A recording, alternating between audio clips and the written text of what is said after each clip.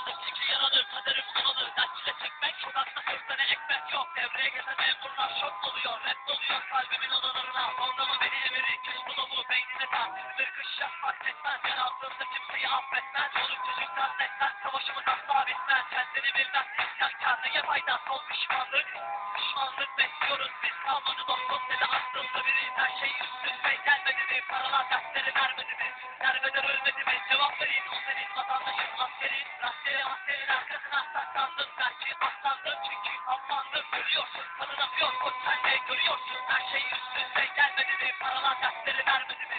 Derbeder ölmedi mi? Cevap verin o senin vatandaşın askerin. Askerin arkasına saklandım. Belki aslandım çünkü avlandım. Görüyorsun kanın akıyor koç sen de görüyorsun.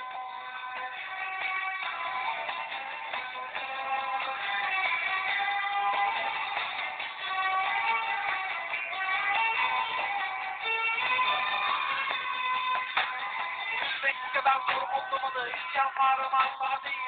Baktım pencereden dalmış gitmiş ruhum gökyüzüne. Bunalımın esiri oldum çıktım ağladım her gece tek başıma. Yaralarıma merhem olacak birini bulamadım arıyorum hala. Ölümü düşündüm her gece bedenim yatsın artık cansız ve birini düşündüm beni tutsun çektim bu adam hep şanssız.